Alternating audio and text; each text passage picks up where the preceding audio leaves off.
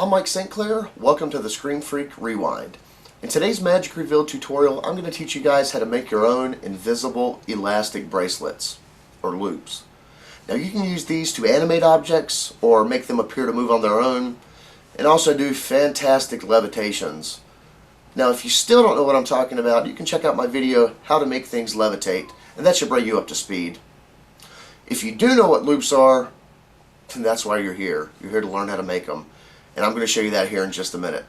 Finn John originally come up with the concept for the invisible elastic loops, and later on Yigal Masika made those available for the public to go out and purchase. Now you can pick these up at many of your magic shops. You can go to penguinmagic.com. You can get 5 of them for around $10, and you can have them to your house in just a few days, and you can start practicing. As of right now, there are no other free quality methods for making these invisible elastic bracelets available. Now there's one method that you can go out and purchase. Now this is a good method. You can make your invisible elastic bracelets with this, but I don't believe it's as good as mine, and it's not going to go as in-depth as I am in teaching you how to make your own invisible elastic bracelets. So if you guys are ready, let's check it out.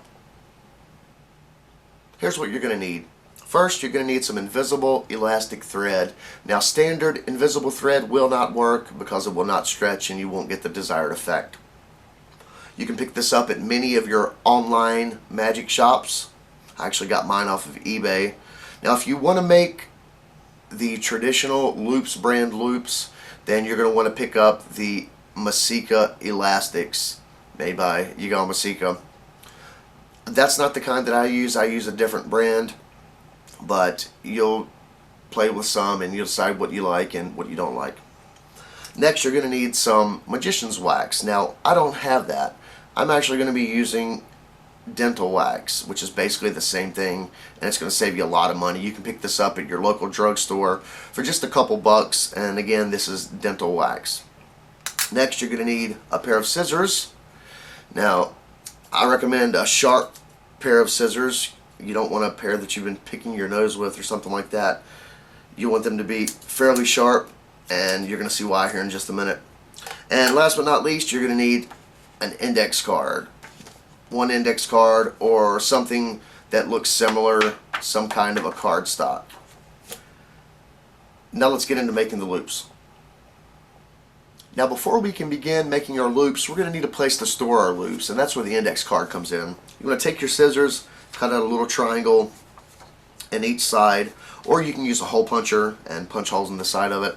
That'll work just as well. But when you cut these, you want to make sure one side is not longer than the other, otherwise your invisible elastic bracelet can get hung up in there, and you don't want that to happen because it could possibly break.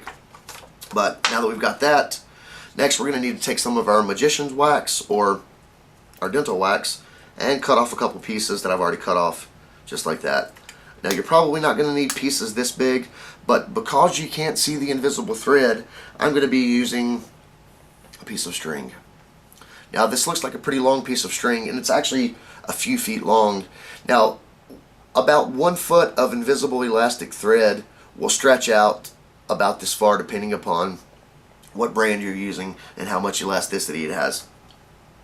But from here we're going to take our 2 ends. Normally we will pull one end off of our spool or our card or whatever we have it on, and we're going to dangle it down and take our piece of wax, stick it right on the end just like that. Now it's got something weighing it down, and you're more easily going to be able to see it. Now we're going to do the same thing with the other end. We're going to take our piece of wax and stick it right on the end. Now we're going to let these 2 dangle down just like so. Now again, your thread's not normally going to be this long, but you're going to take your scissors and stick it right in the middle just like that, lift up, and you're going to put the 2 balls of wax together just like that. So you're left with something that looks like this. Next you're going to flip over the thread, and you're going to use the weight of the scissors to hold it down. Now when you're doing this, you want to make sure to stretch your thread out a good ways, and it's going to stretch up a pretty good ways, and keep tension on that. Now here's how we're actually going to tie the bracelet. We're going to grip it with our middle finger and our thumb, or excuse me, our her ring finger and our thumb, and we're going to take our index finger and our middle finger and we're going to stick them out just like so. Next, we're going to take the ball and we're going to wrap it over top of our finger one time, just like that, gripping with our thumb and our ring finger, and we have the thread over top. So one more time, gripping with your ring finger and your thumb, index finger and middle finger out. You're going to drape it over top, pull it around just like that. Now your next move is the most crucial move. You want to make sure your wax isn't touching your thread anywhere while you're doing this. But you're going to take the ball of wax with your thumb and your index finger, and you're also going to be using your middle finger to maneuver this around. But you're going to bring it around and bring it through just like that. And you're going to grip it with your other fingers and pull it through just like so. You're going to continue to do this about 4 times. Now from here, you're going to put tension on it and slowly remove your fingers from the knot, give it a good pull, and it's going to tie together just like that.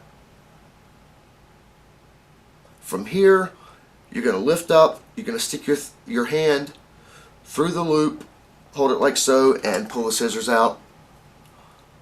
You're going to come to the end, take your scissors, and you're going to be cutting only about 1 millimeter or so off, because you don't want a big gob of string on the end. But if you tie it this way, you're not going to have that. If you cut it close, you're not going to have that. And good sharp scissors again, and there you go. This will be your invisible elastic loop. Well, that's the video, guys. I hope it was easy to follow, and I hope you're going to go out and be able to make your own invisible elastic bracelets. I want to thank you guys for watching. Make sure to give it a thumbs up if you liked the video, and don't forget to share my videos. Make sure to leave a comment, and don't forget to subscribe for more magic and Magic Revealed. Thanks for being awesome. See you guys next time.